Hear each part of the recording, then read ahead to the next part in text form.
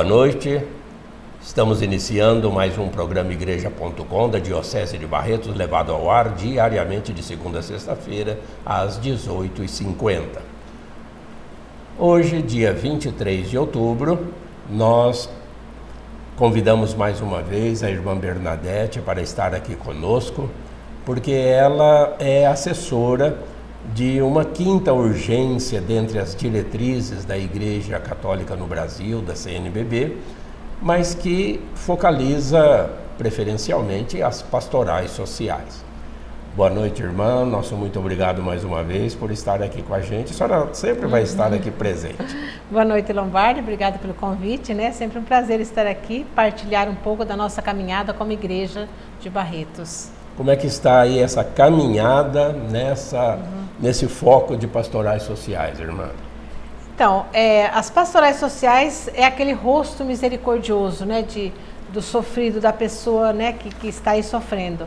E nós temos sempre essa preocupação de procurar ser solidário com aqueles que sofrem, com aqueles que estão mais à margem. E como Igreja de Barretos, estamos aí procurando atender essas situações. Em primeiro lugar, como pastoral social, nós temos essa preocupação de acompanhar os agentes que estão na ação. Por exemplo, temos várias pastorais sociais aqui na nossa diocese, pastoral da mulher marginalizada, pastoral da criança, pastoral dos enfermos, né, pastoral da saúde, pastoral da sobriedade, dos vicentinos. E a nossa função é agregar essas pessoas que atuam diretamente, né, com essa a população, a gente fala excluídos, sofridos da sociedade, e apoiá-los, né? Apoiá-los, formá-los, orientá-los, e ser assim um braço de que eles não estão sozinhos, então apoiá-los. Essa é a nossa função como caminhada, né, dentro da nossa Igreja de Barretos. E ao falar de pastorais sociais, né, irmã, a gente entra no assunto de políticas públicas, de participação dos leigos nas políticas públicas, porque o clero, né, o padre, o bispo, o diácono mesmo, não deve participar, assim, ele até pode, mas ele se afasta das suas funções, né? Participar dessas políticas públicas, que é um meio próprio para os leigos trabalharem. E quando a igreja começa a tratar desses assuntos, há uma certa resistência da sociedade, que acha que a igreja não deve se meter com política, e há também, às vezes, uma resistência dentro da própria igreja que não deveria haver. Isso mesmo. O ano passado, nós tivemos o grande privilégio de trabalhar na nossa igreja a questão do laicato, a importância do leigo na igreja, ser sal da terra e luz do mundo. E esse ano a campanha da fraternidade vem propor as políticas públicas. O que é as políticas públicas? É a ação, né, dentro de várias realidades. Por exemplo, na área da saúde, nós temos leis maravilhosas no nosso país, né? Na Constituição de 88 foram elaboradas leis muito boas, né, que saíram do povo, que foi feita para o povo. Nós tivemos o Estatuto da Criança e do Adolescente em 1990, que foram leis, né, para proteção, para ajudar as nossas crianças a viver com dignidade.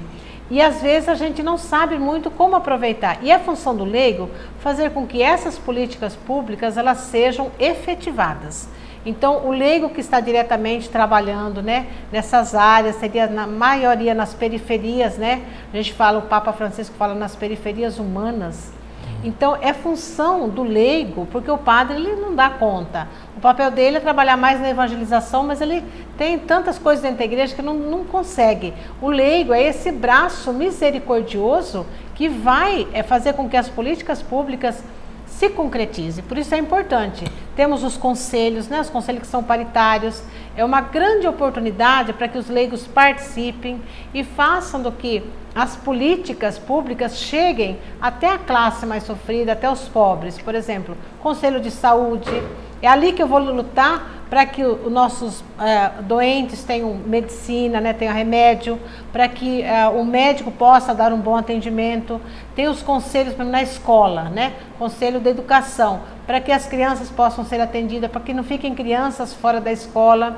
Na área da assistência social também temos conselhos paritários, fazer com que nós tenhamos creche para acolher as crianças, tenhamos projetos para os adolescentes que às vezes ficam vulneráveis nas ruas. Então é por meio da assistência social que nós vamos garantindo esses direitos. Isso é políticas públicas. E isso é a função do leigo. Mas voltando a essa resistência que a sociedade às vezes tem para esse papel e essa missão da igreja, né, irmã? Nós também estamos assim sofrendo, eu creio, com um governo que está retirando já conquistas sociais que as pessoas tinham. Vejam aí a reforma da Previdência, né? Que tirou vários direitos, questão de sindicatos também que perderam assim a sua força junto ao empresariado. E nós estamos aí vivendo esses dias do Sínodo da Amazônia, que começou no dia 6 e já vai se encerrar agora no dia 27.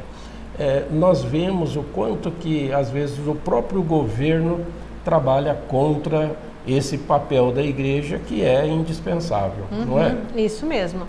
Então, e às vezes até uma certa apatia dos cristãos, dos leigos, porque eles confundem muito políticas públicas com política partidária. Mas as duas, elas estão mais ou menos, por exemplo, quando o governo começa a tirar os direitos que eu disse, né, da Constituição de 88, que foram conquistados pelo povo, e esses direitos são tirados, eles ficam vulneráveis. E quando a gente fala em direitos conquistados, né, do povo, mas eu falo assim de tudo. Hoje, né, existe assim uma fala, quando se fala do Sínodo da Amazônia, né? A nossa mãe terra, ela geme em dores de parto. Ela está sofrendo. É o maior bioma do planeta, né? Vários países envolvidos. Então, assim, quando nós falamos a questão da Amazônia, é nesse sentido de defender a vida em todos os sentidos. A vida na natureza, a vida humana, a vida dos animais, né? Das águas, dos rios. Se eu não tenho, por exemplo, uma água saudável, o ser humano vai ficar doente, a natureza, tudo também vai sofrer. Então, tudo está interligado. Não tem como eu falar de uma coisa, falar do ser humano, se eu não falo do meio ambiente. E quando eu falo desse meio ambiente, quando eu vejo a degradação, por exemplo, que tivemos aí em Mariana, né? Tivemos em Brumadinho. Quando nós vemos as queimadas, Quanto prejuízo, né, para a ecologia. Isso, agora, por exemplo, só no mês de julho, né, 68% aumentou, 268% aumentaram as queimadas na Amazônia. São terras, né, que foram devastadas, desmatadas, e aí quem sofre com isso? E não são números inventados, não são estatísticas do próprio governo. Isso mesmo. Né? E quem sofre são os quilombolas, são os ribeirinhos, são os nossos irmãos indígenas, né? Que tanto protegem o meio ambiente, nós vamos lá destruindo tudo. Então é assim, quando a gente fala do ser humano que está sofrendo, quando nós falamos em políticas públicas, quando nós falamos em pastoral social, nós falamos em tudo isso. Nós falamos no meio ambiente, nós falamos na vida que está ameaçada. E Jesus veio para que todos tenham vida, e vida em abundância. E quando nós falamos que essa vida está sendo ameaçada, é toda a vida humana e a vida da natureza também.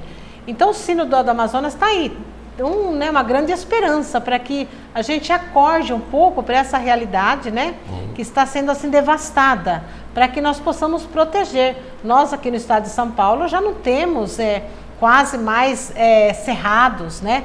Nós já devastamos quase todas as nossas florestas. Estamos vivendo, tem lugares aqui, né, no estado de São Paulo, que já estamos vivendo um sistema de desertificação. Já a terra não produz nem mais tiririca.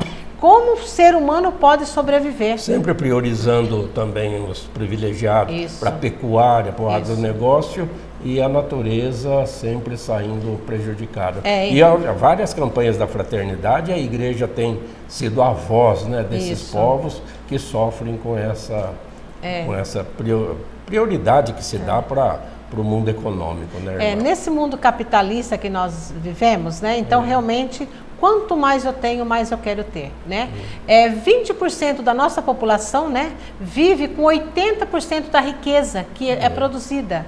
E os 20% da população vive, quer dizer, 80% da população vive com o resto dos 20% que sofrem. Então, essa desigualdade, nós somos um país rico, nós somos um país que, né, tem um clima tropical, nós não sofremos, né, com essas devastações que acontecem, aí, como teve agora nos Estados Unidos, mas nós somos um país onde a diferença, né, de classes é muito grande. Nós agradecemos a irmã Bernadette mais uma vez, porque a igreja tem que ser mesmo essa voz a favor das pessoas excluídas, das pessoas exploradas pelo poder econômico. É assim o nosso programa Igreja.com, sempre trazendo assuntos referentes a esses valores cristãos para a nossa melhor caminhada de fé. Obrigado, irmã, e fique agora com o telejornal Lombardes News.